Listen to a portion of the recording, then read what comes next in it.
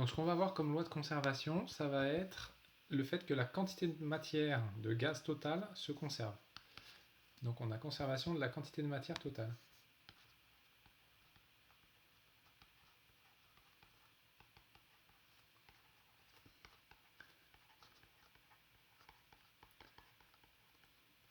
Donc j'ai conservation de la quantité de matière totale pour le système.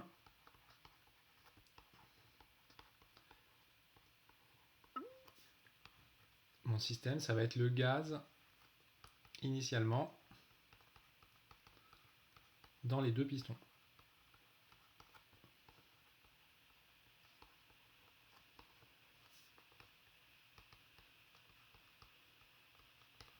D'accord? Donc ça, c'est bien un système fermé. Donc du coup, je vais pouvoir écrire que N0 plus N0, ça c'était gauche, ça c'était droite initiale, c'est égal à N1 gauche plus N1 droite, ça c'est après un aller-retour, et puis vous faites pareil pour chaque aller-retour, et vous faites pareil au nème aller-retour. Donc, du coup, je vais reprendre la notation du sujet, je vais appeler ça NN gauche et NN droite. Donc au nème aller-retour, j'ai ça. Comme ça, d'accord? Or, chaque sous-système, gauche-droite, est un gaz parfait. Donc on a N0 qui vaut P0 grand V sur RT0. Et pareil au bout de N aller-retour. Donc N gauche, c'est quoi? C'est la pression au bout de N aller-retour dans le volume de gauche fois grand V sur RT0. Et pareil pour N droite. Donc, tac. Je vais mettre le V là sur RT. Ça, c'est d'après l'équation d'état.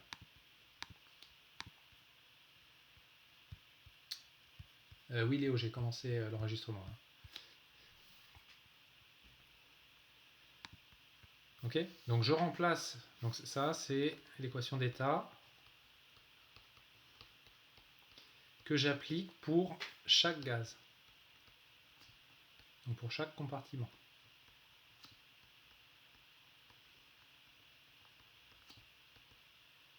Alors attention, j'ai pas le droit d'écrire PV égale nRT pour le système global. Pourquoi? Parce que quand je prends le système global, il y a une inhomogénéité de pression entre le compartiment de gauche et le compartiment de droite. Donc PV égale nRT pour le système les deux gaz, ça n'a pas de sens, il faut que je le découpe sous-système par sous-système, et chaque sous-système, lui, il est à une pression uniforme dans chaque enceinte. Donc une fois que j'ai fait ça, j'ai plus qu'à injecter, et j'en déduis quoi? Donc c'est les mêmes températures, les mêmes volumes, donc il y a plein de trucs qui vont simplifier. Et je vais en déduire que, alors ça va faire 2P0 égale Pn gauche plus Pn droite. Comme ça. Hop. Et là j'ai trouvé une relation qui lie les différentes pressions. Ok? C'est la question 2. Alors pour faire la question 2, hop. Pourquoi il faut se séparer?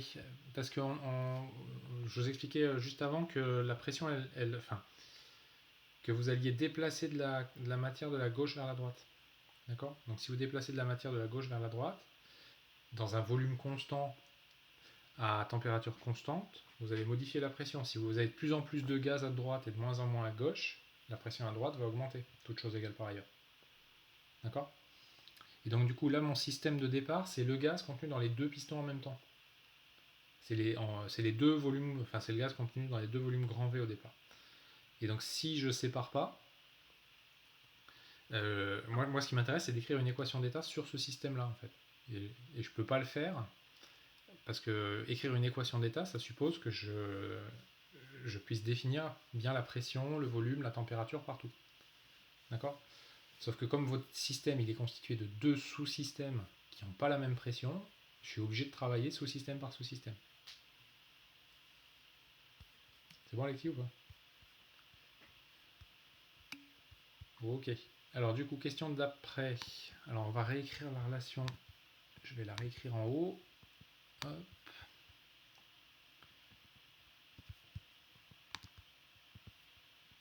Donc le résultat de la question 1, c'était 2P0 égale Pn à gauche plus Pn à droite.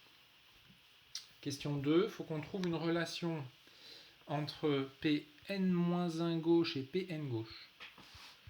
D'accord? Alors on va faire ça comme ça. On va faire le schéma donc à la fin du n-1e aller-retour, donc au début du nème aller-retour. Donc on est dans la situation suivante au départ.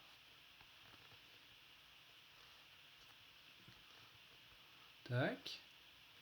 Piston en position haute, comme ça. Avec ici une pression Pn-1 gauche, ici une pression Pn-1 droite.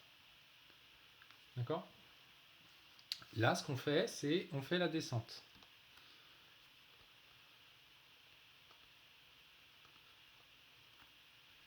Donc on fait la descente et on va récupérer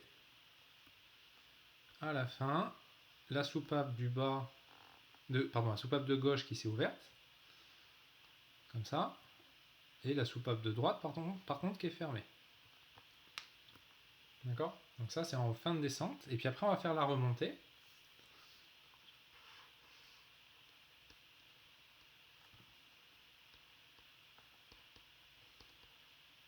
Là j'ai fait une liaison qui est un peu bizarre, c'est pas grave. On va faire la remontée et on va arriver à la situation qui est la situation finale. Avec les deux soupapes à nouveau fermées. Comme ça.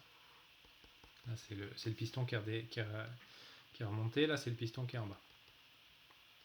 Donc ici Pn gauche et ici Pn droite. D'accord? Donc nous on va se focaliser sur ce qui se passe à gauche. Donc à gauche, au départ, ici, il y a une quantité de matière.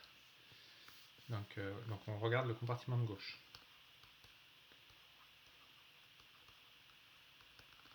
Donc l'étape A, là, ça je vais l'appeler A, ça B, et ça C.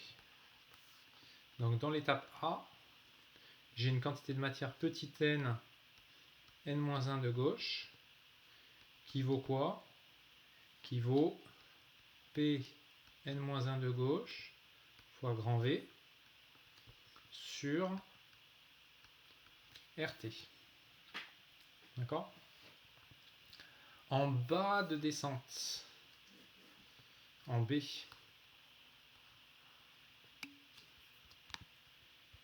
RT0, ouais, vous avez raison. Qu'est-ce qui se passe quand je suis en bas de descente? J'ai la même quantité de matière, c'est-à-dire la quantité de matière qui était là-dedans, là, qui était dans ce que je suis en train de colorier en rouge, elle s'est retrouvée répartie partout.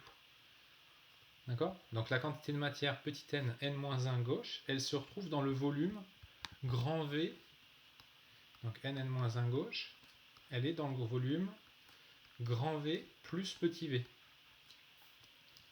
D'accord? Et qu'est-ce qui va se passer entre l'étape B et l'étape C? La soupape qui est à gauche, va se refermer.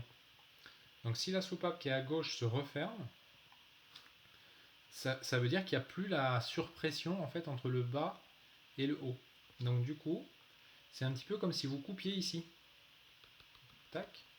Et donc vous enleviez ce petit volume là.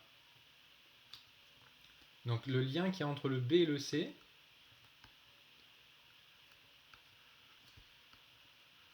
c'est que si je note ici la pression P intermédiaire, dans le compartiment de gauche, j'ai P intermédiaire qui est égal à la pression Pn gauche. D'accord? Et donc du coup, là, on va pouvoir exploiter l'équation d'état du gaz parfait au niveau du schéma B, parce que je connais la pression au niveau de l'étape B. Alors là, j'ai plus de place, je vais refaire ça. Je vais me remettre où? Je vais faire un nouveau dessin. Non, je vais le faire là. Tac. Donc j'écris sur mon petit côté là, c'est un petit peu tordu, mais tant pis. Donc du coup, ce que je peux écrire, c'est que je peux écrire que n-1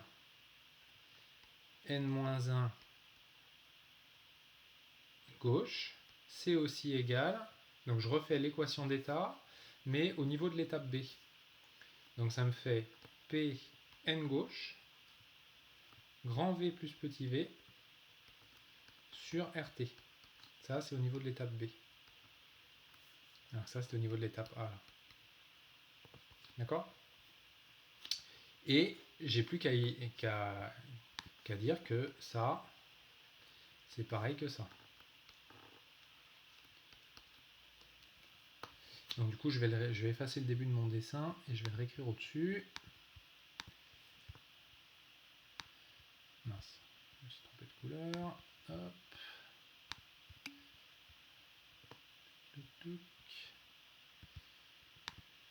Qu'est-ce que vous n'avez pas compris, Hugo?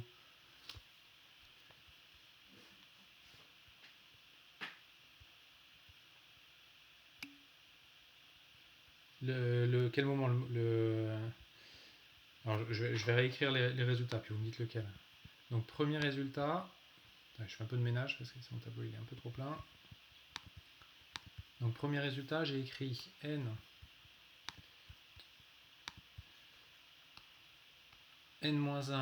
à gauche, ça vaut Pn-1 à gauche, grand V sur RT0. Ça, c'est bon? Ça, c'est juste quantité de matière. Quand le piston est en position haute, j'écris la quantité de matière dans la partie gauche de mon dispositif. Ok?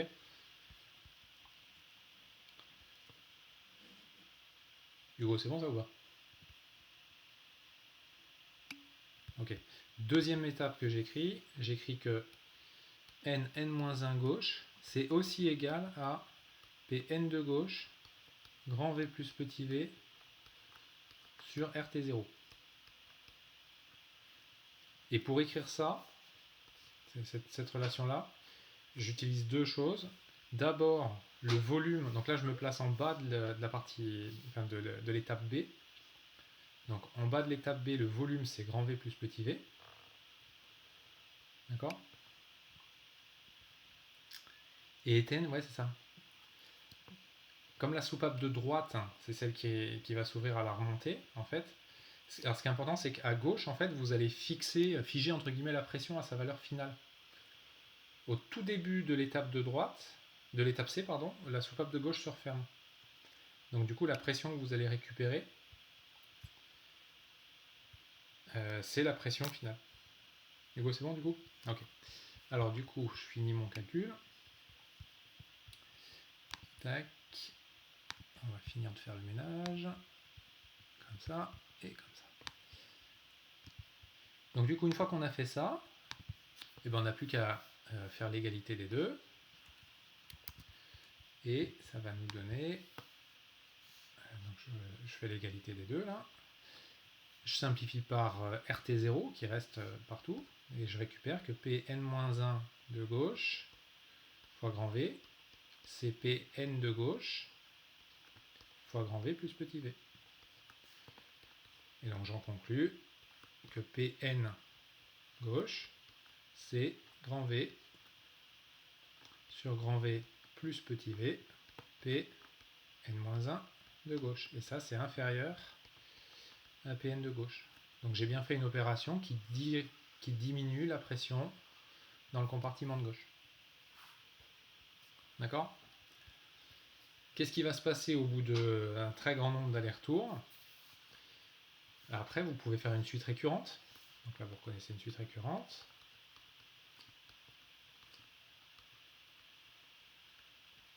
De raison qui est grand V sur grand V plus petit v.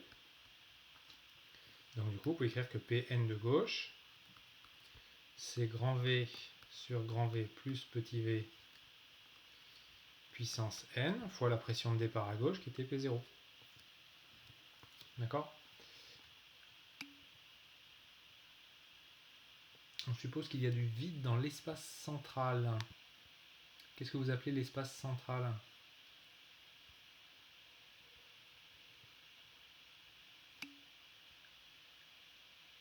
Alors non, il n'y a pas du vide, mais en fait le piston il remonte jusqu'à avoir un volume nul.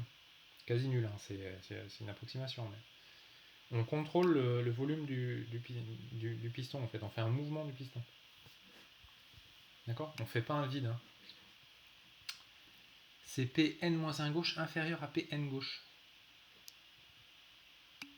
Oui, c'est juste cette partie. J'ai fait une bêtise là. Qu'est-ce que j'ai fait? Pn gauche. Attends, je l'ai fait à l'envers. Inférieur à Pn-1 gauche. La pression Pn, elle est inférieure à la pression Pn-1. Là, c'était un moins 1. À l'étape B, la relation, c'était quoi? C'était celle-là. En fait, cette relation, je l'obtiens en faisant B plus C. C'est-à-dire B parce que je suis en bas de descente, et C parce que je sais que quand je vais faire la remontée, je vais plus toucher à ce qui se passe dans le compartiment de gauche. Ok? Donc du coup là vous avez une suite récurrente qui va bien. Sa raison elle est plus petite que 1. Si vous faites un nombre d'allers-retours qui tend vers l'infini, et bien Pn il tend vers 0. D'accord? Donc à gauche vous allez récupérer une pression qui tend vers 0, et à droite, si vous remontez à la relation de départ ici, là, donc vous allez avoir que Pn droite il tend vers 2P0. Donc vous allez faire une dépression à gauche, une surpression à droite. Et vous allez pouvoir transférer le gaz de la gauche vers la droite. Ok? Ça c'est le principe d'une petite pompe mécanique. Alors après en pratique, dans une pompe, par exemple une pompe à vélo, vous allez faire ça, et puis en plus vous allez pouvoir éjecter le gaz à un moment qui va bien, si vous voulez. Voilà, premier exercice. Donc difficulté de cet exercice, en fait, c'est un truc qui va être assez récurrent en thermo, c'est la traduction de l'exercice pour poser les choses proprement, en fait. On va faire le 5 qui est un peu plus facile. J'aurais peut-être dû commencer par le 5 d'ailleurs, mais bon, tant pis. Alors, exercice 5. La chambre à air d'un pneu d'auto est gonflée à la pression de 2 bars. L'air étant à la température 27 degrés. Le volume reste constant. Donc là, ce qui est important, c'est le fait que le volume soit constant. Et je vais vous remettre l'énoncé, que vous l'ayez sous les yeux. Et là, hop. Donc on va gonfler un pneu. Quand vous gonflez un pneu, vous remplissez du gaz dans votre chambre à air en caoutchouc. Et vous faites ça à volume quasi constant. Supposez que votre pneu il est à peu près, il est déjà un petit peu gonflé. Donc les évolutions elles vont être à volume constant. Au début la température c'est 27 degrés. Après on vous dit la température atteint 57 degrés. Trouvez-moi la pression de l'air dans le pneu. D'accord? Alors là, déjà, on a une petite discussion à avoir sur qu'est-ce que ça veut dire la pression P1 égale 2 bars. Donc là, en fait, vous êtes dans un exercice écrit par un physicien, vous n'êtes pas à la station-service en train de gonfler votre pneu. Quand vous gonflez votre pneu à la station-service, si vous indiquez 2 bars, ça vous indique la surpression du pneu par rapport à l'extérieur. Donc si vous indiquez 2 bars à la station-service, c'est que votre pneu il est à 3 bars. Donc là, nous on donne directement la pression, 2 bars. Ok. Exprimer puis calculer la pression P2 à la fin de la première étape. Alors, donc là vous allez voir que le raisonnement il va être un peu plus simple. On va refaire un petit schéma. Hop. Hop. Du coup, alors attendez, je vais effacer ce bazar là.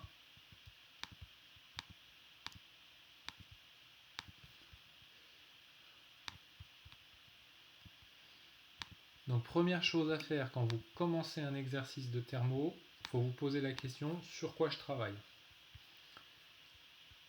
Ça sert à quoi d'indiquer la surpression? En fait, c'est que les pompes, elles comparent toujours la pression à la pression extérieure, c'est tout. Mais dans le langage commun, quand vous dites mon pneu il est à 1 bar, ça veut pas dire que... En fait, si votre pneu était à 1 bar, votre roue elle serait complètement à plat. Ça veut dire que le gaz il serait à la pression extérieure. Vous pouvez essayer, vous mettez un pneu à une pression de 1 bar dans une pompe, même une pompe à vélo, vous verrez que votre roue elle est pas à plat. Donc c'est juste un constat de ce qui se passe à la station-service. Okay. Donc maintenant on va essayer de poser l'exercice proprement. Donc pour poser l'exercice proprement, la première chose à faire, c'est comme en méca, il faut caractériser le système. Donc le système, ça va être quoi? Là c'est trivial, il n'y a pas le choix. C'est le gaz qui est dans le pneu. D'accord? Et je liste les infos que je vais avoir sur ce système. Donc qu'est-ce que c'est comme système? C'est un gaz, je vais dire c'est un gaz parfait.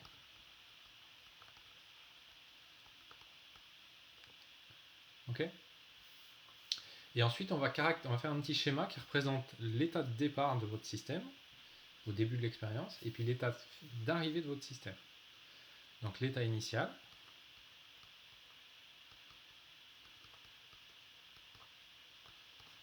et l'état final. En réalité, Hugo, c'est de l'air, donc c'est quasiment assimilable à un gaz parfait dans les conditions de température et de pression de l'exercice. Donc ici, là, ça serait une très très bonne approximation. Donc qu'est-ce que c'est l'état initial? Comment je le représente? Alors je ne vais pas dessiner une roue, je vais dessiner le gaz, comme ça. Qu'est-ce que j'ai comme info sur le gaz? Je connais sa pression, qui est la pression P1, et je connais sa température, qui est la température θ1. Et son volume, c'est grand V. Alors numériquement, je vais souligner entourer les grandeurs que je connais numériquement. Donc ça, je connais numériquement. Ça, je connais numériquement. Le volume, je le connais pas. D'accord? Qu'est-ce qui se passe à la fin? Le système, il est comme ça. Les infos que vous avez, c'est la température θ2. Donc ça, vous allez connaître. Ok? Il y a un certain volume grand V, qui est le volume final, et il y a une certaine pression P2. Et l'info que vous avez, c'est que pour aller de là à là, V, il est constant.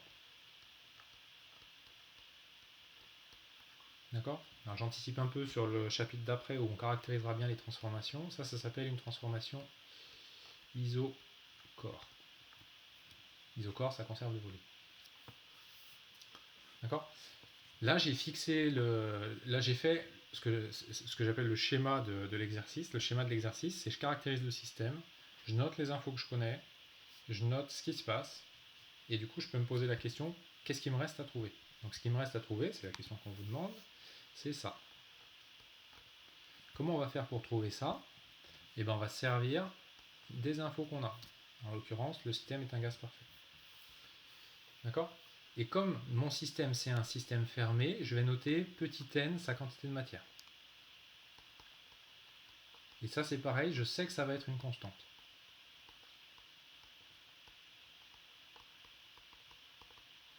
Donc j'écris quoi? J'écris l'équation d'état à l'état initial et à l'état final.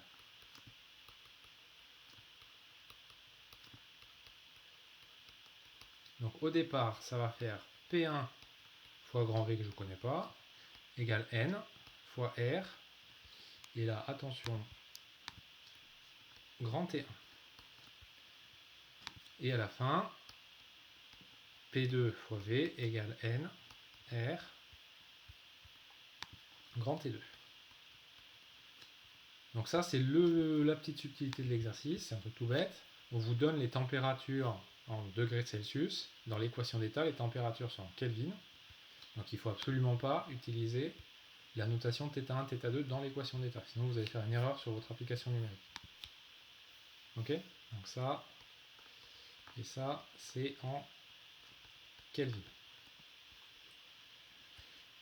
Or, nous, qu'est-ce qu'on sait? On sait que c'est le même V ici et ici. On sait que c'est le même N ici et ici. Donc on peut calculer, par exemple, V sur NR. V sur NR, ça fait T1 sur P1. Et ça fait aussi T2 sur P2. Et donc maintenant j'isole ce que je cherchais. Ce que je cherchais c'était P2. P2 ça va faire, que je fasse pas de bêtises, T2 sur T1 fois P1. Ok? Ça c'est comme ça que je veux que vous rédigiez ce genre d'exercice. Je définis le système, je liste les infos que j'ai sur le système, je fais un schéma de principe et après je commence à poser les calculs si je veux. Mais c'est important de faire le schéma de principe parce que ça va vous guider sur quels sont les calculs à poser. D'accord? Alors, bah, du coup, après la suite de l'exercice, c'est juste des variantes de ça. Donc on peut faire l'application numérique. Je sais pas, il y en a qui ont fait l'application numérique de ce truc-là. Ça marche aussi si on divise une équation d'état par l'autre. Puis oui, ça marche aussi, Enzo, si on fait comme ça. Ouais. Sauf que moi, je préfère isoler une grandeur qui se conserve entre l'état initial et l'état final. C'est un petit peu... j'aime bien trouver des grandeurs qui restent constantes au cours de l'évolution. Un petit peu comme en mécanique, on gardait par exemple une énergie mécanique. Et Amina, oui, ça fait 2,2 bars. Ça, c'est bon. D'accord? Donc une fois qu'on a ça, on a nos 2,2 bars. Hop. Et on va pouvoir répondre à la question d'après. Si j'arrive à... Donc je fais un peu de place. Le système, ça va être le même. Et maintenant, ce que je vais faire pour répondre à la question d'après, je vais juste redessiner l'état initial, l'état final. D'accord? Donc, question 2, on vous dit, à ce moment, le conducteur vérifie la pression. Il la ramène à une pression de 1 bar. Quelle sera la nouvelle pression quand la température sera revenue à 27 degrés? Donc, pareil, je fais un schéma de principe. J'écris le nouvel état initial. Donc mon nouvel état initial, c'est une pression P1, une température θ2, un volume V. Nouvelle transformation. La pression que je suis en train de chercher, qui s'appelle P'1, la température finale, je suis revenu à la température de départ, le volume V. Et c'est encore une transformation isochore. D'accord? Donc finalement, j'ai plus qu'à refaire le même raisonnement.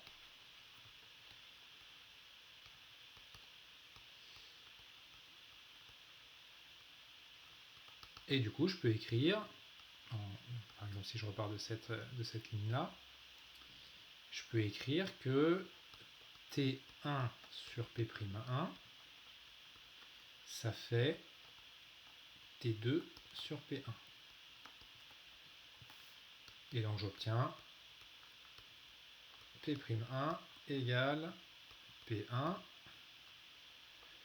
P1 fois T2 sur T1. Comme ça. D'accord? C'est combien ça numériquement? Attention, le P1 c'était 2 bars. Ça c'est 2 bars. J'ai pas un problème là? Attendez, je l'ai fait à l'envers. Qu'est-ce que j'ai fait? Oui, c'est T1 sur T2. Attendez, c'est P'1 que j'isole. C'est T1 sur T2, pardon. Ouais. T1 sur T2. Tac. Et là, si vous faites le calcul, vous devez tomber sur, si je dis pas de bêtises, 1,8 bar. Ok? Donc c'est le même raisonnement. Après, en fait, une fois que vous avez bien posé le premier raisonnement, vu que les autres, ils vont se déduire pareil, vous pouvez aller un peu plus vite. Question 3. Si la pression maximum est de 6 bars, à quelle température le pneu risque-t-il d'exploser? Là c'est pareil, on va faire le même schéma, encore une fois. Donc cet exercice il est assez facile parce que c'est 3 fois le même schéma. Donc pour la question 3, là la situation de départ, on va repartir de la situation de la question 1, la situation initiale. Tac. Donc la situation de départ, c'est la pression P1, la température θ1, parce qu'en fait la question 2, il ne faut pas faire ça, il ne faut pas dégonfler votre pneu à chaud. Si vous dégonflez votre pneu à chaud, quand vous refroidissez, votre pneu il se retrouve à une pression trop basse. Okay, c'est pour ça, pour ceux qui ont passé leur permis, vous savez que quand vous lisez la pression de votre pneu, on dit qu'on rajoute 0,3 bar quand on a roulé. Ça correspond à peu près au petit écart qu'on vient de trouver là. Donc pour la question 3, la situation de départ c'est P1 θ1. La situation finale c'est la pression max et θ max. Et cette fois-ci on va isoler θ max. Donc du coup, même raisonnement, je vais pouvoir écrire que T1 sur P1 c'est égal à T max sur P max. Et donc du coup, Tmax, là cette fois-ci c'est ça qui m'intéresse, ça va faire Pmax sur P1 fois T1, et ça va faire 3T1.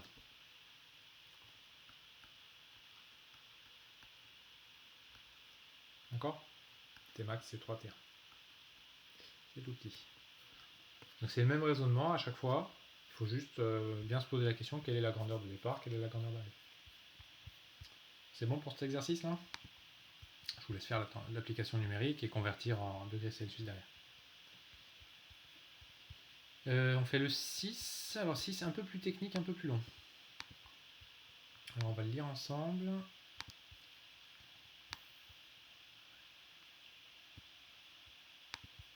Tac.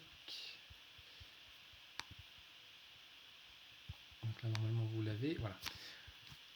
Alors c'est une enceinte à 2 compartiments. Donc ça commence par un cylindre vertical. Alors je fais un petit schéma, je gribouille un petit schéma sur l'énoncé à côté. Juste pour... je le fais au fur et à mesure de la lecture. Donc qu'est-ce que j'ai comme information? Un cylindre vertical. Je dessine un cylindre vertical. Et séparé en deux compartiments donc fermé à ces deux extrémités. Donc là j'ai fermé, en haut en bas. Et séparé par un piston se déplaçant sans frottement. Donc s'il est vertical, le piston, je vais le dessiner comme ça. C'est ça qui va être intéressant. D'accord? Les deux compartiments contiennent la même quantité de matière. Donc là, il va y avoir petit n. Je le referai après le schéma en plus grand. Et par contre, je sais que le piston, il a une certaine masse. Et on vous donne comme information la masse surfacique, donc la masse par unité de surface. Au départ, j'ai quoi? J'ai la même température, θ1.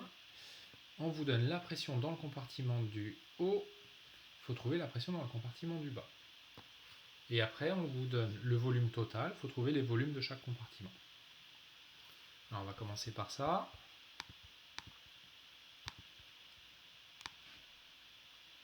Et maintenant, on va essayer de faire un schéma qui est un peu plus représentatif de la situation. Donc, on va faire un peu de ménage là-dedans. Donc là, normalement, c'est bon, vous avez le dessin. Hop. Hop.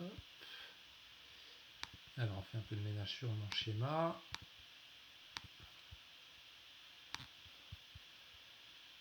Tac. Donc là, qu'est-ce que j'ai comme information au départ? J'ai le cylindre, le piston que je vais placer complètement arbitrairement, avec quand même comme idée, s'il y a la même quantité de matière dans les deux gaz, le piston, vu qu'il a une certaine masse, il y a des chances qu'il comprime un petit peu, donc qu'il soit comme ça. D'accord? Qu'est-ce que j'ai comme info? Ici, j'ai une quantité de matière petit n, ici, j'ai une quantité de matière petit n. Ici, j'ai une pression que je vais appeler pH. Et la pression du bas, elle s'appelle Pb. Et c'est ce qu'on cherche. Donc là, j'ai Pb. Donc je vais noter ce que je connais. pH, c'était 0, 133 bar. Petit n, je ne le connais pas. Par contre, ce que je connais aussi, c'est la température de départ, 0 degré Celsius. Donc au début, ici j'ai une température θ1, ici j'ai aussi une température θ1. θ1, c'est 0 degré Celsius. D'accord?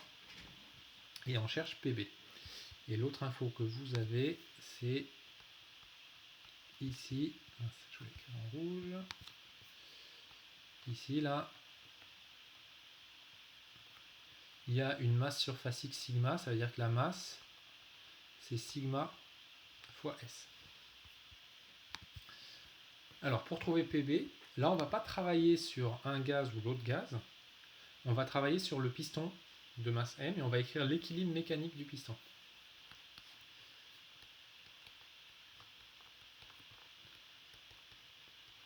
Donc j'écris l'équilibre mécanique du piston.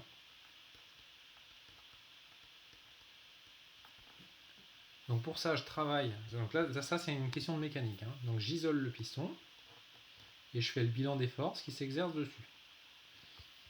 Qu'est-ce qu'il subit ce piston? Il subit son poids comme ça. Et il subit deux forces de pression. Une force de pression qui s'exerce ici et qui est vers le haut, que je vais appeler FP1, ou je peux l'appeler FPB plutôt, qui est la force de pression exercée par le bas, par le gaz qui est en bas sur le piston. Et deuxième force de pression qui s'exerce cette fois-ci ici, qui est vers le bas, que j'appelle FPH. D'accord ?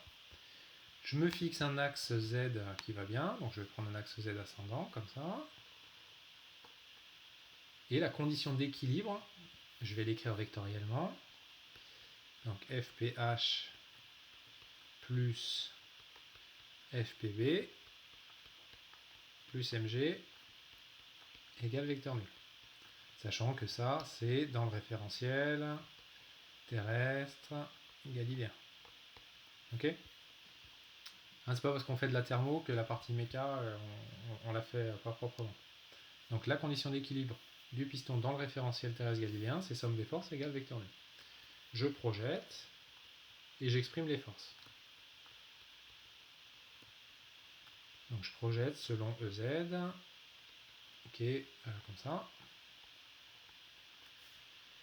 Alors FPH il est vers le bas, donc ça va me faire moins la pression en H fois la surface.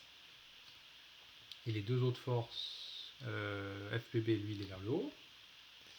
Donc plus la pression du bas fois la surface, et le poids il est vers le bas, moins mg, et tout ça, ça fait 0.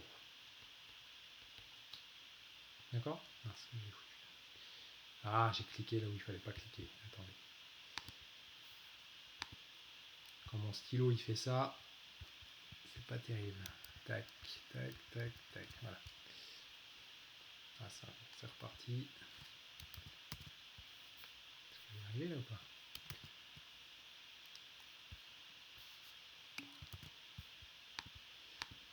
Tac.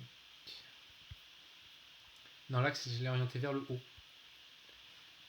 Donc si je l'oriente vers le haut, le poids et la force de pression que le gaz du haut exerce sur le piston sont toutes les deux vers le bas. D'accord ?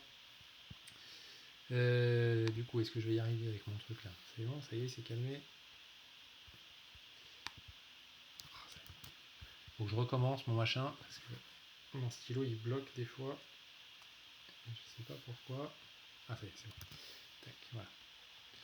Donc j'ai écrit 0 égale tout ça. D'accord ? Donc du coup, maintenant, moi j'isole ce que je cherche. Ce que je cherche, c'était PV.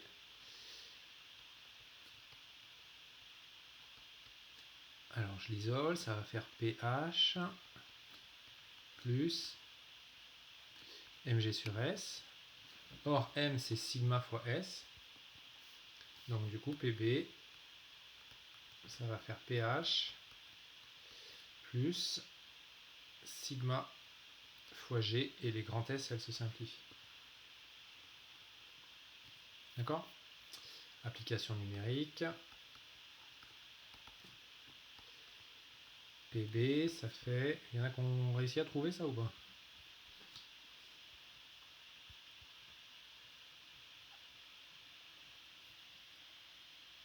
Non, ça vous a pas parlé.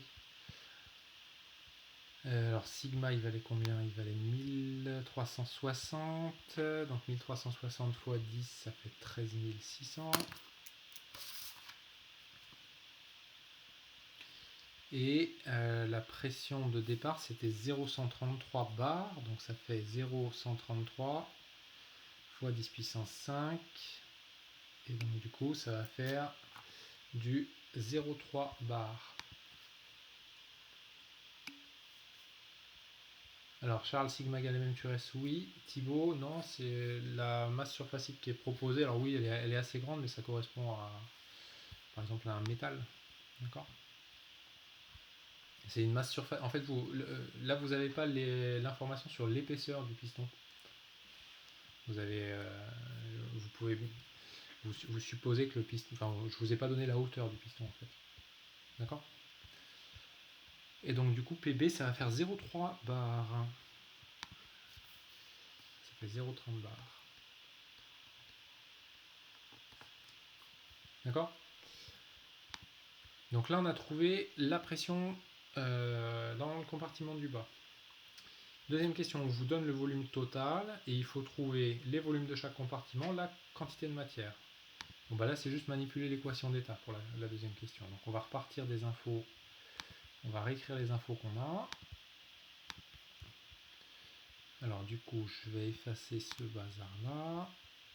Hop, ça j'en ai plus besoin non plus. Ça non plus. Et je vais renoter, je complète mon dessin en renotant les infos que je viens de trouver. Donc j'ai PB qui vaut 0,30 bar.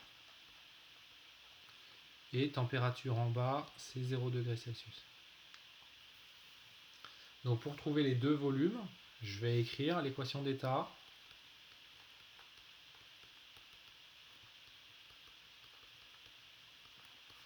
En supposant que les gaz sont parfaits.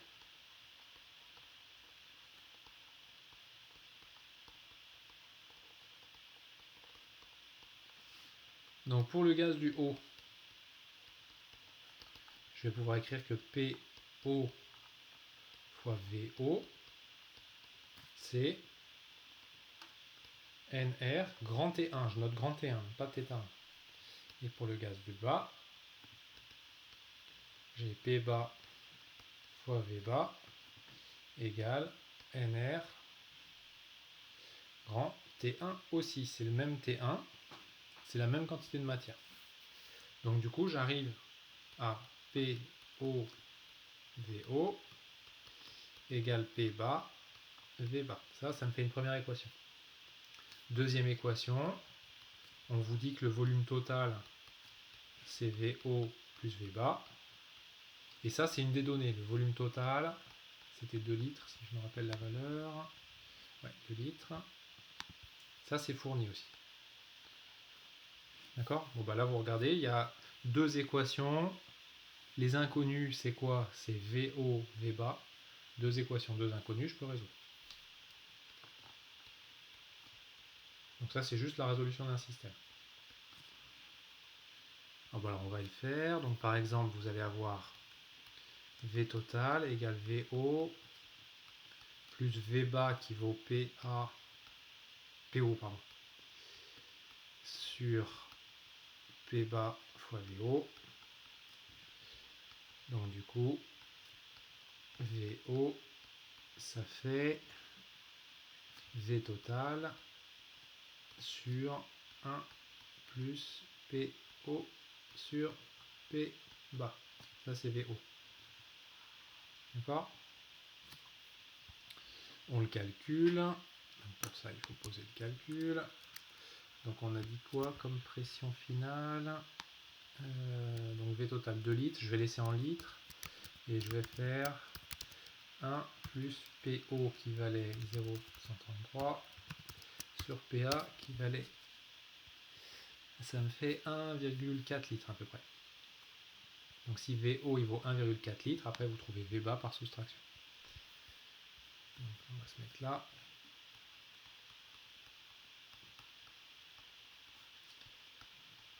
Donc V bas il vaut V total moins VO, donc ça va faire 0,6 litres. D'accord?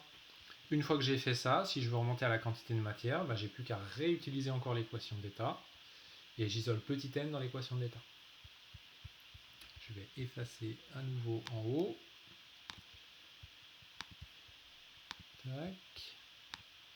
Ici, donc je garde mes deux volumes. Comme ça. Tac. Donc je peux écrire que petit n, c'est par exemple PO VO sur RT1.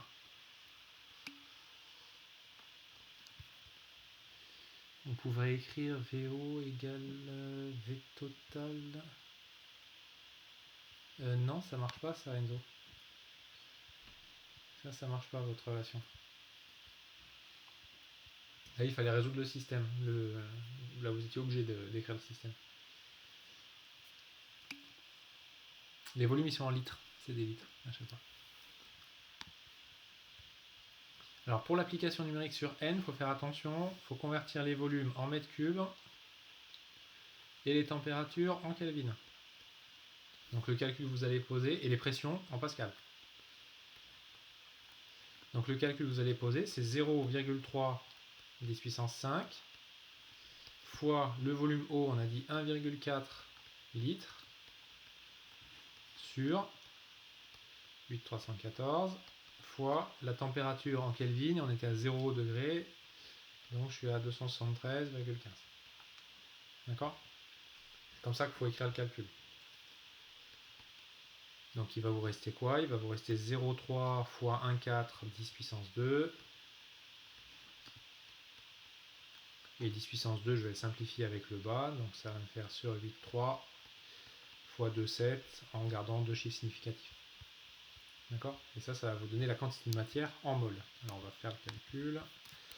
Donc on a dit quoi? 0,3 fois 1,4 divisé par 8,314. Ça fait 18 millimoles.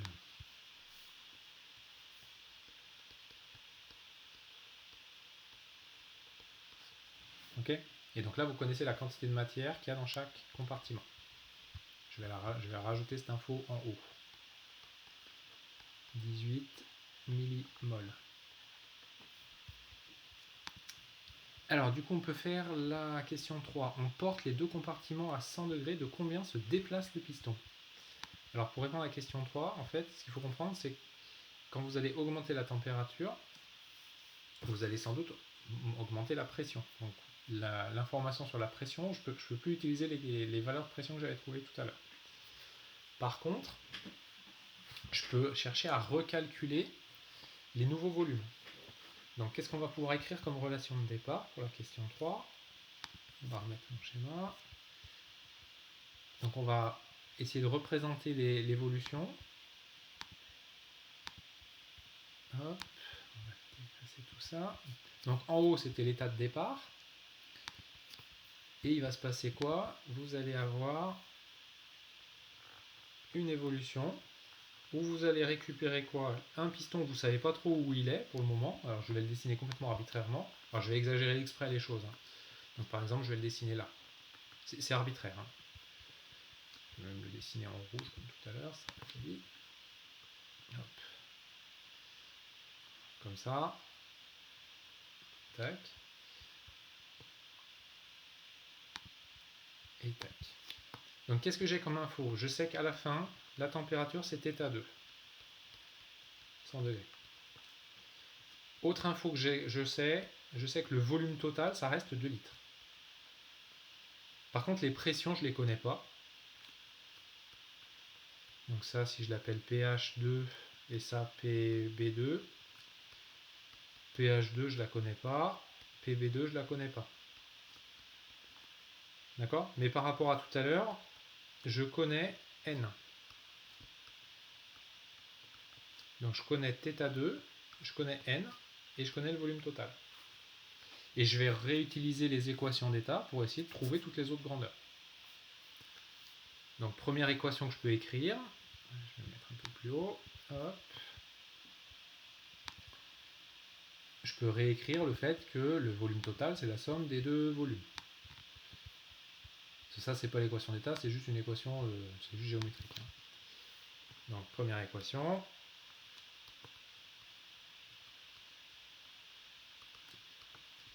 V total, c'est V quoi? VH2 plus VB2. Ok? Deuxième relation que je vais écrire, je vais utiliser l'équation d'état.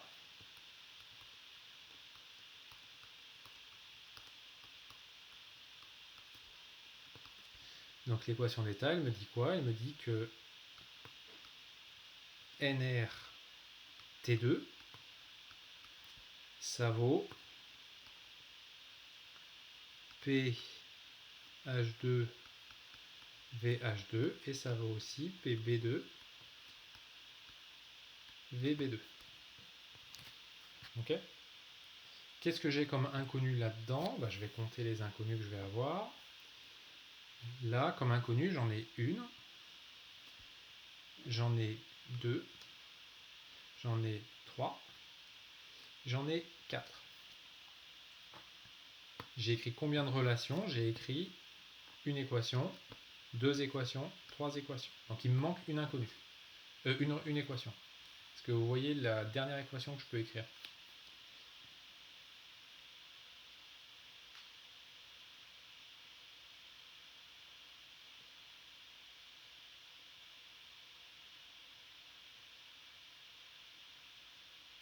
Pas d'idée?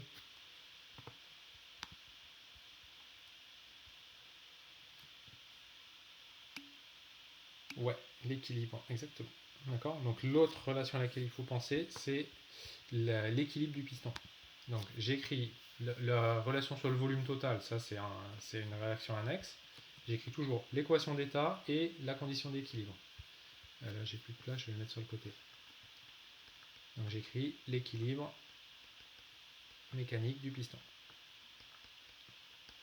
Donc ça, je reprends le raisonnement qu'on a fait tout à l'heure, qui reste vrai, et je vais pouvoir écrire que PB2, c'est PH2 plus sigma fois G. Et là, j'ai combien de relations? J'ai 4 relations, 4 inconnues, et j'ai plus qu'à résoudre. D'accord? Et je ne vais pas vous résoudre un système 4-4 là comme ça sur un coin de table. Si vous voulez finir l'exercice, vous avez juste à résoudre ça. Alors attention, quand vous allez résoudre, vous allez obtenir les nouveaux volumes, les nouvelles pressions. Donc vous allez trouver les pressions, les volumes. En fait, il faut éliminer les pressions et se focaliser sur les volumes. D'accord?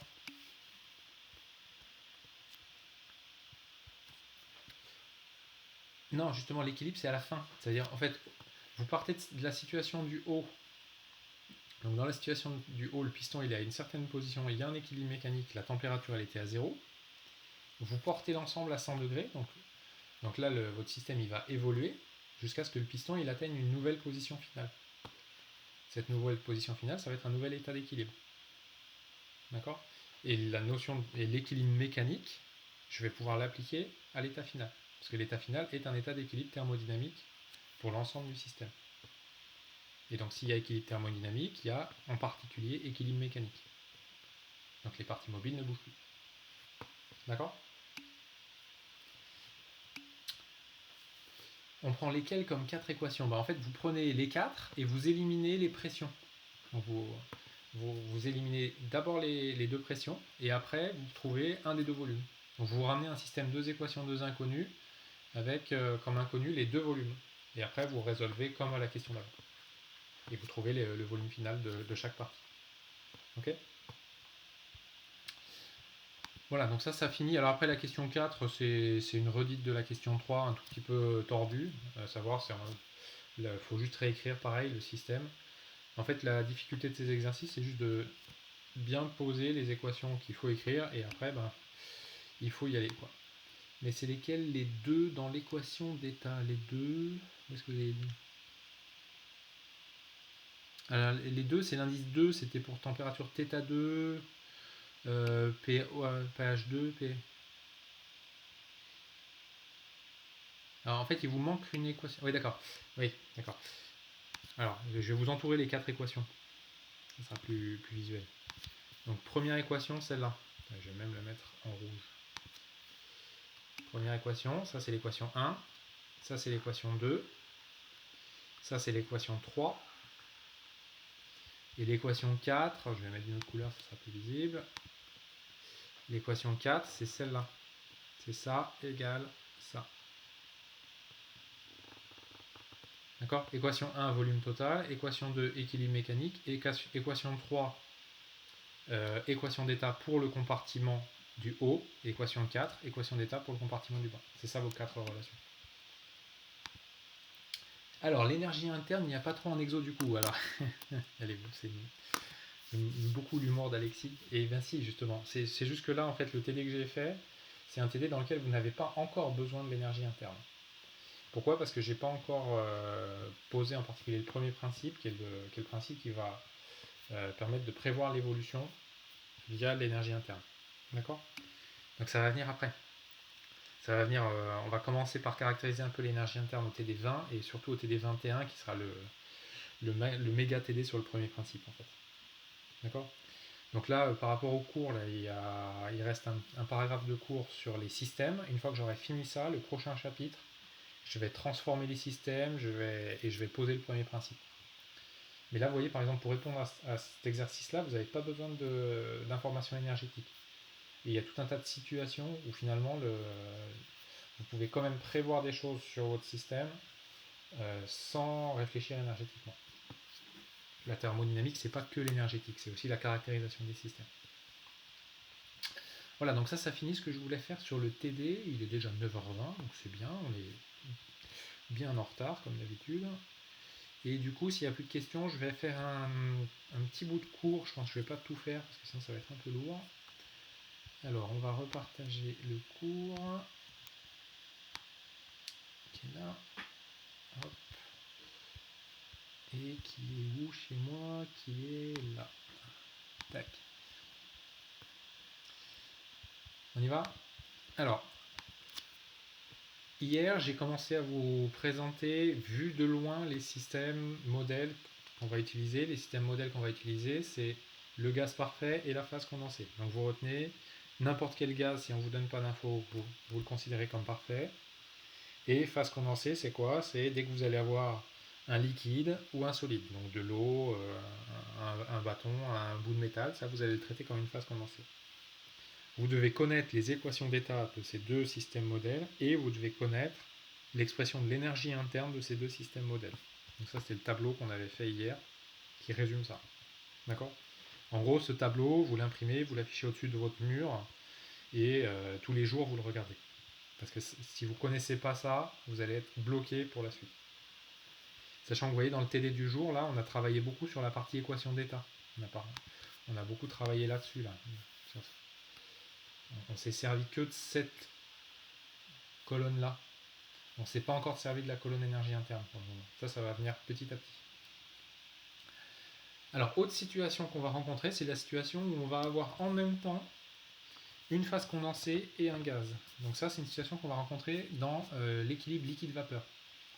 Donc, petite introduction de ce truc-là. Je vais aller très vite parce que vous l'avez déjà fait en chimie. Hein. Donc, si ça va trop vite, vous me dites. Hein. Mais normalement, ça, je sais que vous l'avez fait en chimie. Donc, petite introduction. On commence par un truc tout bête, c'est je mets des pâtes à cuire.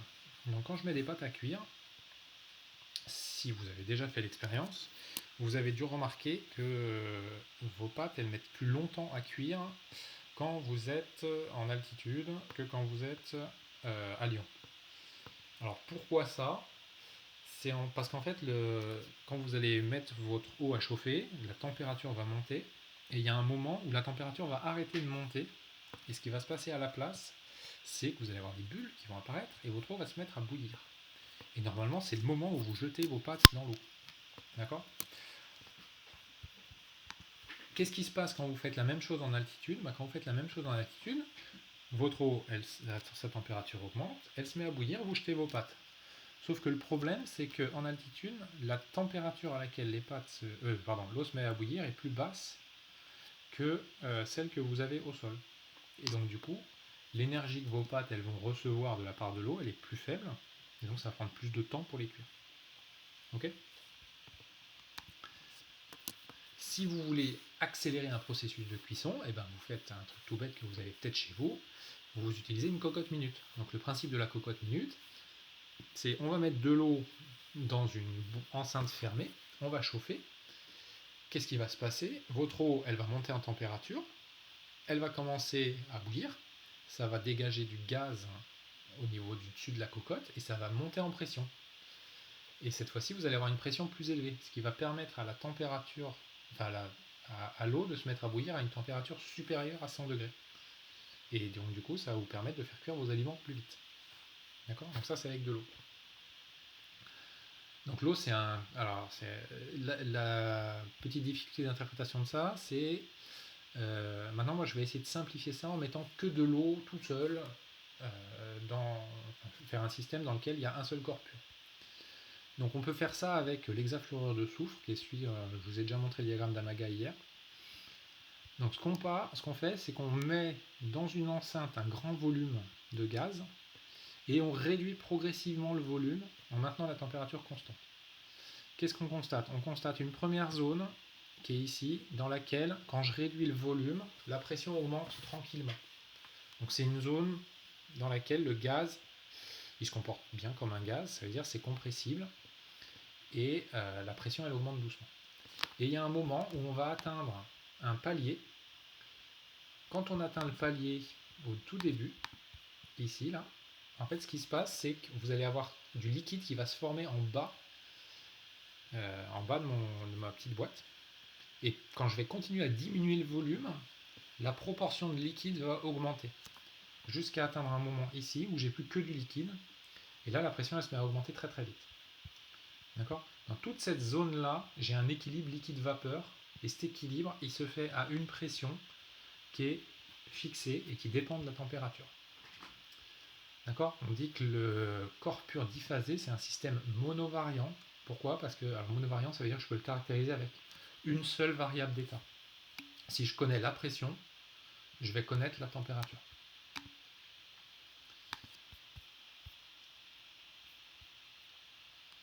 Elles servent à quoi les flèches sur les courbes? Elles servent juste à montrer le sens de la transformation. Et oui, j'ai un pointeur quand je dis ici et tout. Vous ne voyez pas mon pointeur? Vous ne voyez pas ma souris quand elle se promène? Et là, vous la voyez là? Zut. Bah, je vais faire des dessins alors. Bon, bah, je fais des dessins à la place, d'accord? Là, c'est bon, vous voyez les petits dessins là? Ok. Donc, je suis parti d'ici, j'ai augmenté la pression en diminuant le volume. D'accord? Enzo, pourquoi l'eau se liquéfie à la place d'augmenter sa température? En fait, ce qui se passe quand vous réduisez le volume, c'est que vous allez augmenter les interactions intermoléculaires. D'accord? Et donc, du coup, en augmentant les interactions intermoléculaires, vous allez permettre à ce que les interactions intermoléculaires attractives prennent un petit peu le pas sur le reste. Et donc, vous allez permettre un changement de phase. Alors, par contre, pourquoi ça se fait à cette température-là, dans cette condition? J'ai pas de modèle. Là, en l'état, je pose pas de modèle pour l'expliquer. D'accord? Poser un modèle pour expliquer ça, ça sort complètement du cadre de ce qu'on a à faire. Là, je fais juste un constat expérimental que ça se passe comme ça. D'accord? Là, le paragraphe, il s'appelle Introduction expérimentale. Donc, je fais les constats expérimentaux et à partir de ça, je vais essayer de trouver des lois un peu générales. Ok?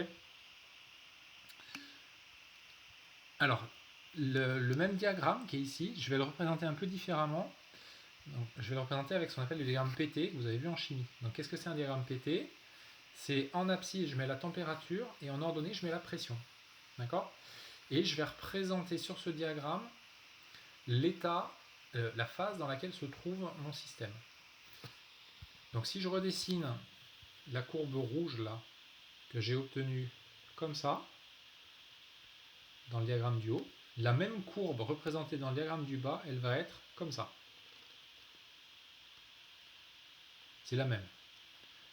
J'ai fait quoi? Je suis parti d'un état gazeux à une certaine température. J'ai augmenté sa pression petit à petit en diminuant son volume. Et je suis arrivé ici. Donc quand j'arrive ici, j'arrive au point A. Le point A, il est ici. D'accord?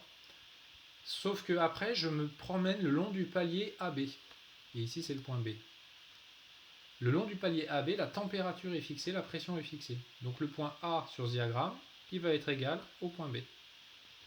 Et après, si je continue, une fois que j'ai atteint le point B, je vais monter comme ça. Ce qui va correspondre à une suite de la courbe qui fait comme ça. D'accord? Là, j'ai tracé une isotherme dans les rames PT, c'est une droite verticale. Et vous faites ça pour toutes les températures, et vous repérez toutes les positions, enfin toutes les valeurs, pardon, tous les coups de pression température pour les points A. Et le point A, c'est un équilibre entre deux phases, ouais, tout à fait. D'accord? Et donc vous allez tracer une droite, une courbe, pardon, c'est pas une droite, hop, comme ça. Cette droite-là, cette courbe, je vais y arriver. J'ai bien raté d'ailleurs. On va essayer de la faire un peu plus jolie. Hop. Elle va vous dire, voilà, à cette température-là, ici, de, je sais pas, 37 degrés, l'eau va se mettre à bouillir si je suis à cette pression-là, etc., etc. D'accord? Et par contre, ce que vous ne voyez pas sur ce diagramme, c'est quelle est la proportion de... Alors, c'est pas de l'eau, là, c'est de l'hexafluorure de soufre, enfin, peu importe. Quelle est la proportion que vous allez avoir en phase liquide ou en phase vapeur. Donc ça, c'est le diagramme PT. Quand vous êtes sur la courbe, ici, de coexistence, il y a les deux phases. Quand vous êtes à basse pression, c'est du gaz, à haute pression, c'est du liquide. Okay.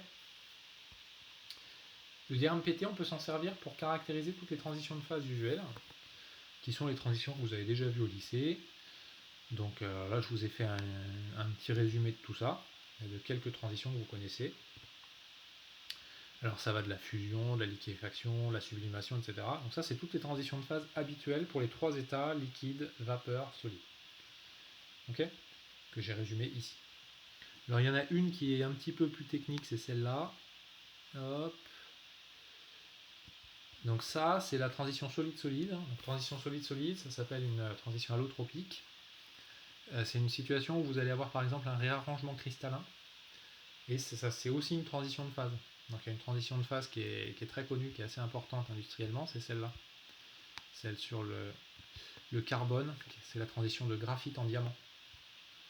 D'accord? Autre transition de phase, la glace par exemple, suivant les états de température et de pression, vous allez avoir plusieurs arrangements cristallins de la glace.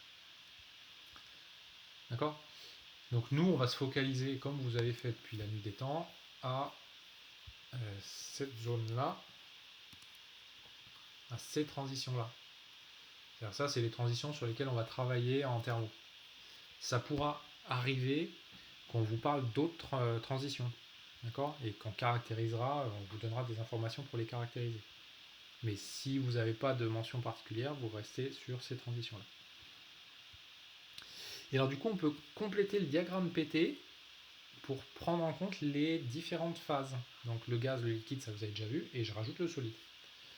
Et sur ce diagramme-là, on va voir apparaître deux points caractéristiques, ici et ici. Alors le point ici, c'est le point T, alors c'est le point triple. Il est noté petit t parce que la température est déjà prise. D'accord? Et le point à droite, c'est le point qui s'appelle le point critique. Ouais. Donc qu'est-ce que c'est le point triple? C'est le point où coexistent simultanément les trois phases. Et ça, donc ça je vous l'ai déjà dit quand j'ai posé les échelles de température, c'est un point qui est parfaitement défini, qui n'a lieu qu'à une certaine température et qu'à une certaine pression. Et ça va vous permettre de fixer les échelles de température. Donc ça va nous permettre de faire des mesures, ça. Ok? Qu'est-ce que c'est le point critique? Le point critique, c'est le point au-delà duquel il n'y a plus de distinction entre le liquide et le gaz. Parce que microscopiquement, en fait, un liquide et un gaz, c'est quasiment la même chose. Il y a juste un petit peu plus d'interaction dans un liquide. Et au-delà, vous allez avoir effectivement un fluide supercritique. Donc qu'est-ce que c'est un fluide supercritique? C'est un fluide qui se comporte un peu comme un liquide, un peu comme un gaz, en fait les deux. Et il n'y a pas de distinction nette entre les deux. D'accord? Donc ça, je pense que vous m'arrêtez, mais je crois que vous avez déjà tout vu en chimie. Alors, il y a un cas particulier, c'est le cas de l'eau, qui est ce cas-là. Le cas particulier de l'eau, c'est que la pente de l'équilibre solide-liquide, là, elle est négative, alors que pour tous les autres corps, la pente est positive. Donc ça, une conséquence de ce truc-là, c'est que si vous prenez de l'eau solide dans votre main et que vous appuyez, votre eau, elle va pouvoir fondre. D'accord? Donc si j'appuie, j'augmente la pression. Donc par exemple, je prends un glaçon dans ma main, à une température, une pression usuelle. Je suis ici dans le diagramme PT et je vais appuyer. Donc si j'appuie, je vais augmenter la pression, je vais me promener comme ça. Et je vais croiser la courbe d'équilibre solide-liquide. Ce qui fait qu'en appuyant, le glaçon il va se mettre à fondre. Alors que si vous faites pareil avec un solide usuel, vous prenez un morceau de fer, vous appuyez, là votre morceau de fer reste du fer. Solide, d'accord? Donc votre solide ne fond pas. Ça c'est une particularité de l'eau. Ok? Donc il ne faut pas vous planter quand vous placez vos phases sur un diagramme PT. Le gaz en bas, le solide à gauche, le liquide à droite, en haut à droite. Ça, il suffit de vous rappeler que le gaz, c'est basse pression, basse température. Le liquide, c'est haute pression, haute température. Et le solide, c'est haute pression, basse température. Il y a quelques valeurs numériques qu'il faut que vous ayez en tête. Alors, les valeurs numériques qu'il faut que vous ayez en tête, donc c'est pour l'eau, hein, ça. C'est ces deux-là. Donc le point de glace et le point vapeur. On est à la pression, qui est la pression atmosphérique, 1,013 bar. Température de fusion de la glace à cette pression-là, à 0 degré. Température de vaporisation, 100 degrés. Okay. Après, vous pouvez regarder le point triple. Alors le point triple, vous n'avez pas à connaître par cœur les valeurs. Par contre, ce qui est intéressant pour l'eau, c'est la valeur ici. Donc, vous voyez que la pression du point triple, en fait, elle est beaucoup plus basse que la pression atmosphérique. 610 pascal, c'est un vide, alors c'est pas un très gros vide, hein, mais c'est un vide partiel. Donc le point triple de l'eau, c'est pas une situation que vous allez rencontrer dans la vie de tous les jours. Il faut vous placer dans des conditions expérimentales particulières. Ok. Et là, alors par exemple, ici, là, vous avez le diagramme de l'eau, qui est le diagramme dans lequel on a rajouté toutes les transitions possibles pour la glace. Ça, c'est un truc qui est utilisé, alors pas forcément pour l'eau, mais pour tout un tas d'autres corps. Par exemple, par les géologues, quand ils veulent caractériser comment se comportent les roches et les choses comme ça, à très haute pression, très haute température, pour caractériser ce qui se passe sous vos pieds. Donc là, vous voyez que l'échelle de pression, c'est une échelle log. Hein. On va de 10-5 à 10 puissance 4, et c'est des mégapascales. Donc 1 mégapascal, 10 puissance 6 pascal, la pression atmosphérique, elle est ici. À cet endroit-là. Ok. Et donc vous voyez qu'il y a tout un tas de zones, tout un tas d'endroits là, où pour des hautes pressions, la glace, elle change d'état par des transitions allotropiques. Le point critique ici pour l'eau liquide, enfin pour l'eau, pardon, c'est pareil, c'est un truc qui est à très haute pression, c'est à plus de 100 bars, donc c'est pas quelque chose que vous allez observer dans la vie de tous les jours non plus. Et là, vous avez la représentation PVT. Donc la représentation PVT, c'est je fais ici P, ça c'est P, ici V, et T comme ça. Et la neige, elle est au-dessus. Alors c'est quoi de la neige?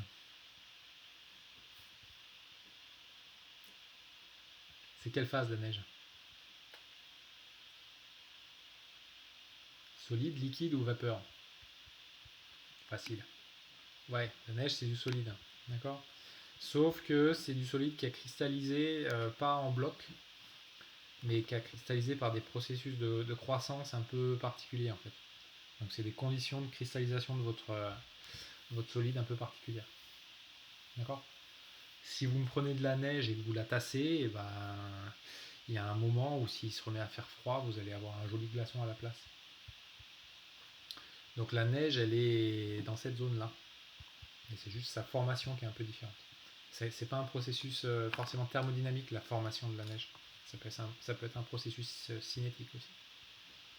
Ok. Alors, comment est-ce qu'on va caractériser notre système? Pourquoi est-ce qu'elle est tournée cette page? Je n'en sais rien. Alors, attendez, parce qu'en plus, je ne sais plus les tourner dans ce sens-là. Non, c'est un souci là.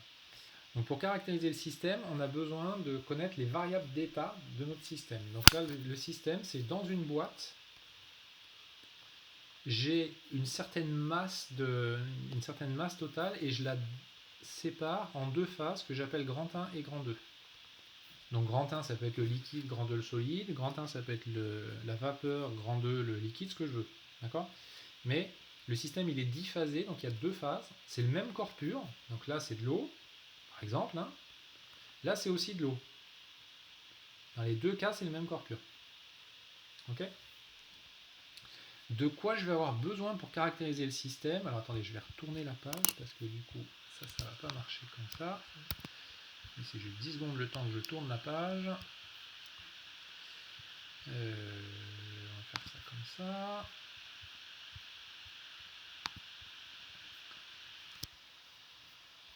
Chapitre 19. Non, 20. tac. Je sais pas pourquoi elle était tournée.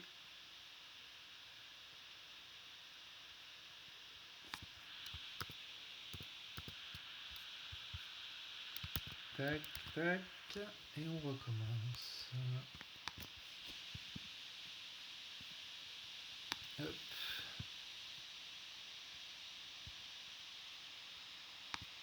Mon ordi a planté encore. Non, c'est bon. Alors, je vous le repartage du coup. Hop, voilà. Donc du coup, je veux représenter ce système-là. Ce qu'il faut bien comprendre, c'est que ce que j'appelle grand 1 et grand 2, c'est les deux phases. Donc, dans la suite, vous n'avez qu'à dire grand 1, c'est la vapeur, grand 2, c'est le liquide, par exemple. Okay, les infos que je vais avoir, ce que je vais devoir trouver pour caractériser le système, c'est quelle est sa pression, quelle est sa température. En fait, j'ai besoin que d'une des deux infos. Si je connais la pression, je connais la température. Si je connais la température, je connais la pression. Pourquoi ? Parce que comme je suis sur un système diphasé, si je remonte en arrière, j'ai accès au diagramme PT.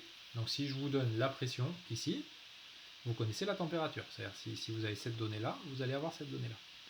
Donc c'est pas la peine d'avoir les deux informations simultanées. Non. Donc j'ai besoin d'une info. Okay, l'autre info que je vais avoir besoin de caractériser, c'est ok, j'ai du liquide et de la vapeur, mais est-ce que j'ai plus de liquide ou plus de vapeur? Et pour ça, on va introduire les titres massiques en une phase ou en l'autre phase. Donc c'est quoi le titre massique? C'est je prends la masse d'une phase et je le divise par la masse du système. D'accord? Donc là, c'est notre petit W. W de la phase 1, c'est masse de la phase 1 sur masse des deux phases. Et pareil pour la phase 2. Donc les titres massiques, c'est un truc qui est utilisé par les physiciens. Les chimistes, ils utilisent aussi les titres molaires. Vous avez peut-être utilisé ça en chimie. Le titre molaire, c'est quantité de matière d'une phase sur quantité de matière totale. Okay, et au final, finalement, les deux grandeurs, c'est la même chose, parce que la quantité de matière, c'est proportionnel à la masse. Alors, oui, vous appelez peut-être ça les fractions molaires. Alexandre, pourquoi l'eau chaude gèle plus vite? Là, vous n'êtes pas en train de faire de l'équilibre, vous êtes en train de faire du hors équilibre. Et donc, du coup, ça sort complètement du cadre de ce qu'on a raconté. D'accord? Et c'est une question dont la réponse est loin d'être évidente. Donc, je ne vais pas me lancer dans une explication là-dessus. Et c'est un constat expérimental, ouais, c'est vrai. C'est pas du tout à l'équilibre en fait, c'est le mécanisme hors équilibre qui est compliqué. Alors du coup, de quoi j'ai besoin pour caractériser mon système? J'ai besoin de la température par exemple, de la masse totale et du titre, d'une des deux phases. Si je connais ces trois informations là, je peux trouver toutes les autres variables. Par exemple, si je connais la température, je trouve la pression. Si je vous donne x1, là, vous pouvez trouver la masse de la phase 1. Et si je vous donne la masse totale, vous pouvez en déduire la masse de la phase 2. Via la relation, qui est une relation très simple, qui est x1 plus x2 égale 1. D'accord? Comment est-ce que je vais faire pour trouver le volume après?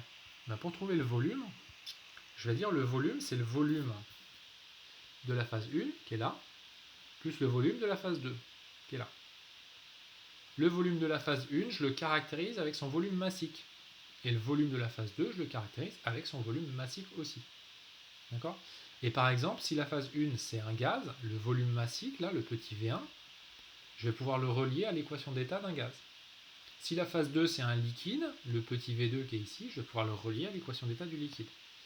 Et comme ça, en séparant les deux parties du système, je vais pouvoir réutiliser les modèles qu'on a vus juste avant pour chaque sous-partie.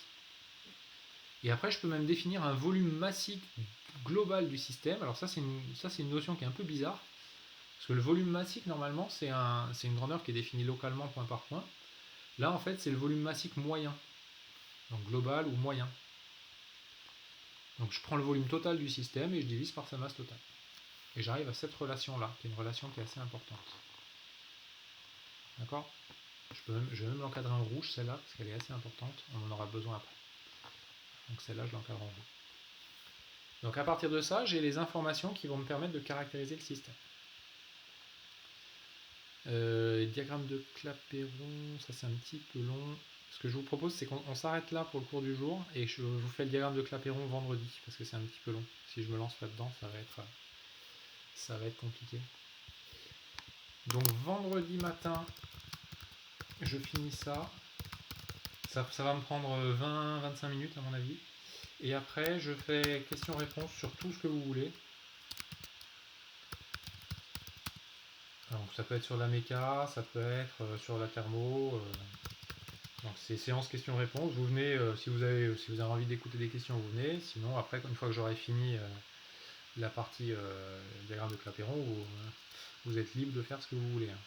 D'accord. Questions-réponses sur tout. Et puis aussi sur vos DS. Si vous avez, là, je commence à répondre à ceux qui m'envoient des mails là, sur leur DS. Si vous avez d'autres questions, vous pouvez les poser à ce moment-là. D'accord. Et on fait ça à 10h.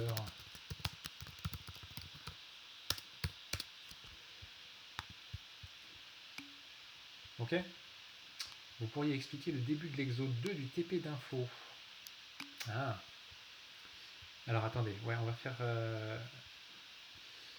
Alors je vais vous expliquer le début de l'exode 2 du TP d'info, parce que là j'ai déjà eu plusieurs questions. Donc je prends 5 minutes pour ça. Quentin, il faut vous renvoyer par mail ou sur Classroom. Vous parlez de quoi? Du TP d'info ou du DS? Alors le DS, déposez-le sur Classroom, comme ça je peux vous envoyer des commentaires directement dessus. C'est plus pratique pour moi. Et si vous me l'envoyez par mail, ça va être un peu compliqué pour moi de tout synthétiser. Ok. Alors question 3 de l'exo 2. Je vais pas vous la faire, hein, mais je vais vous expliquer l'esprit. Attendez, on va se mettre. Donc je vais vous projeter le truc. C'est où? Tac. Tac, tac, tac.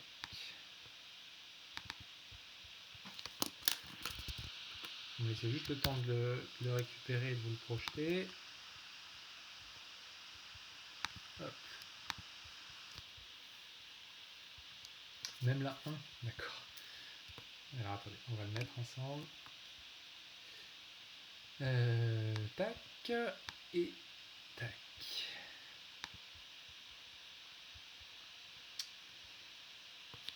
Alors la 1. Donc c'est mouvement d'une particule chargée dans un champ magnétique avec une vitesse de départ qui est suivant EX. Champ magnétique quelconque stationnaire. Champ magnétique uniforme. En appliquant le principe fondamental de la dynamique, montrez-moi que le problème peut s'écrire sous forme matricielle qui est posée comme ça. Bon, alors là en fait, il faut que je prenne un... Donc, là, il faut que vous preniez un papier crayon. Hein. Donc je vais vous le faire... je vais vous poser le truc.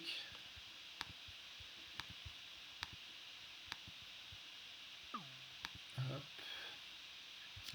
On va faire un peu tout rouge.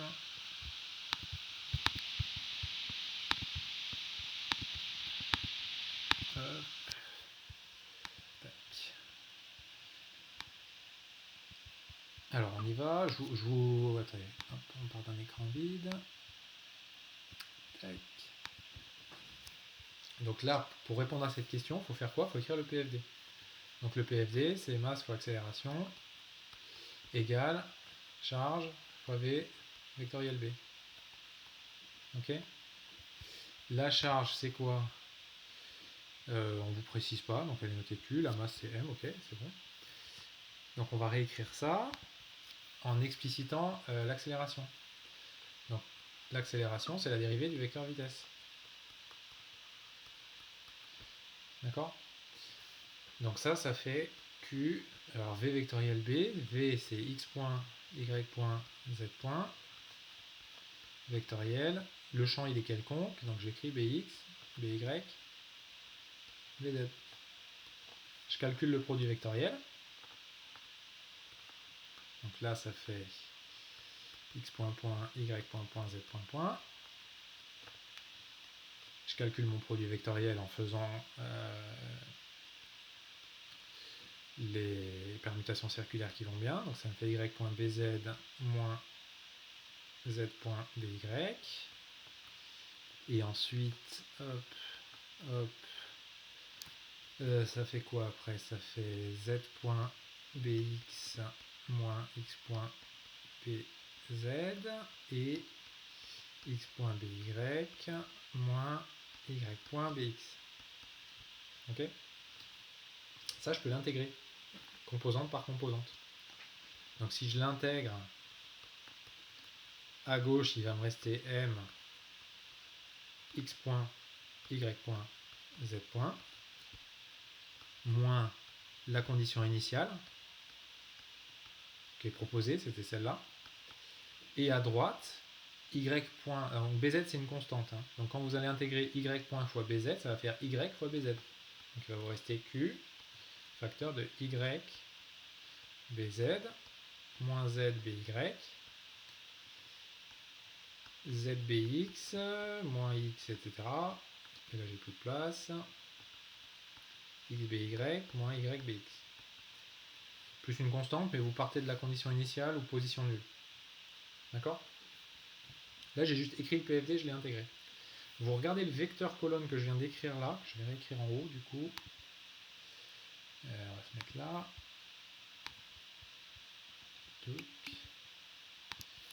Donc le vecteur colonne qui est là-haut, là, le vecteur y, bz, moins z, by, z, bx, etc.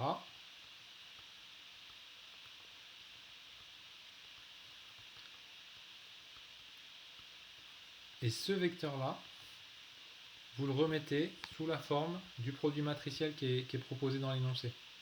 Vous calculez, faites-vous le calcul du produit matriciel, vous allez voir qu'on retombe sur l'écriture qui est proposée. D'accord? Donc ça, c'est la question 1. C'est bon pour la question 1 du coup?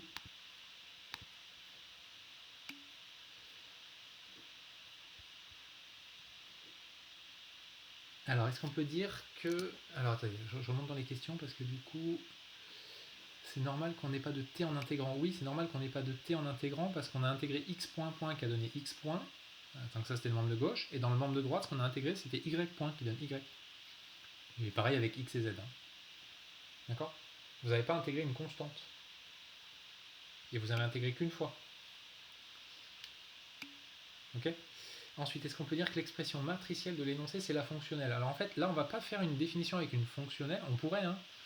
Mais en fait, l'idée, c'est, une fois que j'ai une expression matricielle, je vais pouvoir appliquer mon schéma d'Euler avec la même idée que celle qu'on a posée quand j'ai résolu les premières équations. Donc si je vous le réécris sous forme vectorielle, ce truc-là, la grande matrice avec les champs bizarres, je vais la noter A. Donc votre équation, donc ça c'est A, c'est le produit matriciel de A par le vecteur colonne x, y, z. D'accord? Où A c'est la matrice de l'énoncé. Donc du coup votre équation ça devient le vecteur x point, y point, z point qui est égal à q sur m fois A fois x, y, z plus v0, 0, 0. Là, j'ai écrit une équation différentielle du premier ordre pour le vecteur x, y, z, pour le vecteur position. Et donc, je vais pouvoir faire un schéma d'Euler sur ce truc-là. Alors, du coup, je vais faire un petit peu de place. Tac, tac, tac. Non, raté. Allez. Comme ça. Donc, qu'est-ce que c'est faire le schéma d'Euler? C'est juste dire ce truc-là. Alors, ça, je vais l'appeler OM point. D'accord? OM point, je vais le remplacer par OM à l'instant t plus h moins OM à l'instant t sur h, où h c'est le petit pas.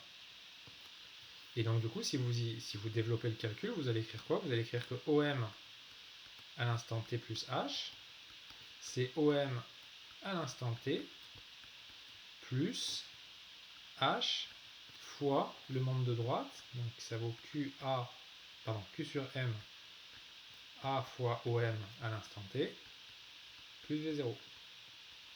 Je mets des flèches là, oui. Alors, ma notation n'est pas super jolie. D'accord? Et là, je suis en train de faire quoi? Je suis en train de reconstruire le schéma de récurrence de la méthode d'Euler. Donc, dans le code qui est proposé ici,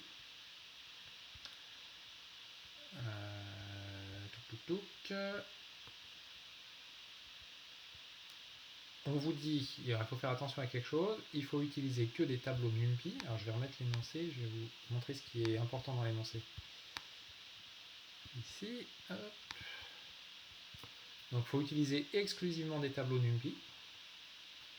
Pourquoi? Parce qu'il y a un moment où vous allez sans doute devoir utiliser cette commande-là. Et cette commande-là ne fonctionne que sur les tableaux NumPy. Cette commande-là, elle va me servir à faire ce calcul-là. D'accord? Si vous regardez comment c'est déroulé, là, on commence à vous écrire le code et on pose ça. Donc ça, c'est une façon de résoudre la méthode de l'air en disant, je vais commencer par remplir un tableau qui contient que des zéros. Et au lieu d'utiliser une méthode append, comme on a fait avec les listes, où on trouve le suivant et le suivant et le suivant, et puis on fait grossir la liste, là, je prends déjà un tableau qui contient tous les points qui m'intéressent, et je vais juste modifier les valeurs. D'accord? Donc ça, c'est une initialisation.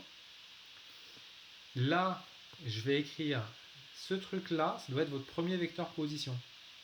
Et ça doit être un NumPy array. D'accord? Les OMI crochet 0, ça va être la première valeur de x. Donc le vecteur OM, c'est le vecteur x, y, z. On voit rien là. Hop. Les OMI crochet 0, c'est le x. Ok? Et il faut que vous arriviez à faire un schéma de l'air qui vous permette de calculer à chaque tour de boucle la nouvelle valeur prise par le vecteur OM. C'est ça qu'il faut réussir à faire. Sachant que si vous codez bien les choses, votre schéma de l'air il tient en une ligne. C'est-à-dire, en fait, le for i in range machin, là je suis en train de faire la boucle itérative qui me permet de remplir tout. Donc le schéma de l'air il va tenir en une seule ligne et après vous avez juste à retravailler les choses pour récupérer les coordonnées x, y et z. Du coup je regarde juste les questions parce que j'avais quitté le chat. Hop. Tac. Mais quand on tape np array crochet crochet, c'est parce que vous avez oublié un crochet. C'est np array crochet crochet point point point fermé crochet virgule crochet point point point fermé crochet fermé crochet. Ok Tiffany, vous essayerez ça. Et dans le return, alors on veut peut-être autre chose. Il n'y a pas un problème avec le range? Pas forcément parce que j'ai peut-être fait une initialisation avant que j'ai pas complété. Donc peut-être que je commence exprès à 0 parce que en fait, vous voyez dans mon LeoM il va y avoir n plus 1 point et peut-être que le point 0 il n'est pas dans la boucle de départ. D'accord? C'est normal que l'exécution du deuxième piège ne marche pas. C'est quoi le deuxième piège? Romain, c'est quoi que vous appelez le deuxième piège? Ah, du produit. Alors, non, ça doit marcher. Alors, pour que ça marche, il faut que A et B soient des NumPy array. D'accord? Si ce sont des listes, ça va cracher. Donc, si vous voulez faire réussir la méthode dot sur l'objet A, il faut que A soit un NumPy array. Ça, c'est pour vous faire comprendre les petites subtilités entre les listes et les tableaux NumPy. C'est normal de ne pas comprendre la manip A fois B. Alors normalement, A fois B, sur des NumPy arrays, ça doit vous faire une multiplication terme à terme de chaque membre. D'accord? Donc Hugo, vous essayez ça. Vous essayez de vérifier que ça fait une multiplication terme à terme. C'est pas le produit matriciel, c'est le produit membre à membre. C'est AII fois BII. Ok? Du coup, c'est bon. Pourquoi c'est n plus 1 au début? Alors pourquoi c'est n plus 1? Bah, ça c'est juste complètement arbitraire. J'aurais pu mettre n, c'était juste pour fixer des valeurs, c'est tout. Quand on fait np0, np0 c'est un tableau NumPy. D'accord? Alors ça construit un tableau qui contient que des zéros. Voilà, je vous laisse essayer de tester ça. Normalement, les librairies, vous n'allez pas les réinstaller, les librairies 3D. Si ça marche pas, bah, vous me mettez un message, soit via le Classroom, soit via le mail. C'est bon? D'autres questions ou pas?